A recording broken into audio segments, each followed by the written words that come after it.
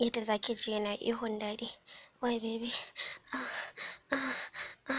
da ma dai sauransu. So wannan ihun da ake yi wajen sex, wajen jima'i, ihun yana da matuƙar tasiri wanda ma'aurata da yawa ba su sani ba.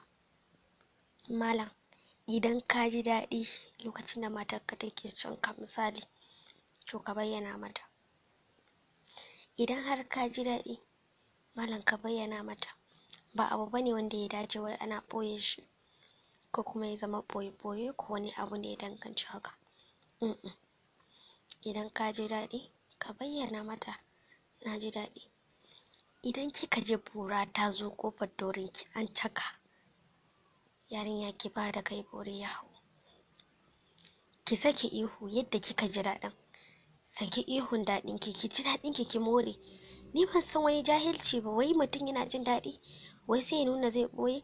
Wallahi akwai tips da zan baku maza, wadda duk ja'irancin matan kawai idan kana jin ta bata iya cewa, bata iya nuna wai ta ji daɗi ba. Wallahi idan ka ci gaba da bin shawarwari na ko, to da kanta za ta ce maka tana son ma ƙari. Za ka ga tana buƙatan ƙari fiye da tsammaninka. Idan kin ji daɗi, ki nuna masa kin ji daɗi. Yana ƙara soyayya. Yana ƙara soyayya. Sannan kai ma idan ka ji daɗi, ka nuna mata ka ji daɗi. Ba wai ka tura baki kana kana wani gurnani kamar wani zaki, ka kasa buɗe baki ka ce baby kin yi daɗi, wayo baby, da sauransu. A'a, to me yasa ba kwa yi haka ɗin? Ai yin haka ɗin yana da matuƙar muhimmanci guys. Akwai muhimmanci. Matarka ce fa ta sannan.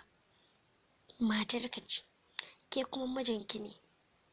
To menene?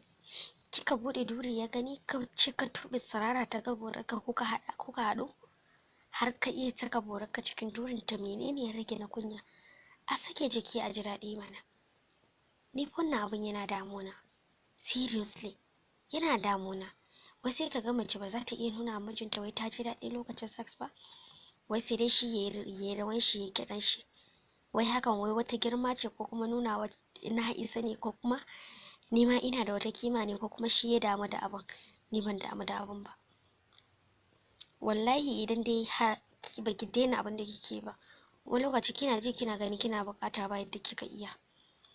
In ba dai rashin lafiya ce take damun ki ko wani abu ba, ni ban ga dalili ba wallahi. Ban ga dalili ba. Idan kin ji daɗi ƴar uwata, na ji daɗi. Na ji daɗin bora. Kina son bora, kamo borar ki mishi wasa, boran nan za ta tashi. Ki faranta mijin ki rai. Duk sanda kike son bora, za ki ga bora ta tashi kyam, tana buƙatan ki. Nonuwan kansu magana suke, za ka ga sun yi tauri, to magana suke yi, motsi da kansa suke yi saboda yadda suke jin daɗi. Amma maza wai ku zo wai za ku ci mace ba wani shan nono ba wani, kawai ta buɗe muku gindi. Haka kawai ake yi. Ai kamar yadda kuke so mace ta sha muku nono, ta sha muku bura, ta yi muku kiss, to haka ita ma mace take so ku ɗan sha ta. To bayan dai ka gama sai ka sauko ƙasa ka zame mata fan ɗinta. Idan ka zame mata fan ɗinta sai ka fara wasa da belinta, ɗan tsakanta. Kana wasa da shi da babban ɗan yatsanka sai ka ɗan buɗe ƙafafunta. Sai ka fara tsotsar gindinta. Wannan ina gaya maka yanda idan baka taɓa mu'amala da mace ba, aka kawo maka ita yanda ba za ta taɓa mu'amala da kowa ba in ba kai ba. Ka sha gindinta, ka tsotsi gindinta, ka caccaki gindinta da harshenka yanda ka san ka sa burarka. Ko da gindinka yana zubar da maziyyi, yana rawa, burin sai ya shiga gindi ya ci, to ka matse. Kai mata irin wannan kiwon, to duk inda kake ta nemo ka, ka ci ta.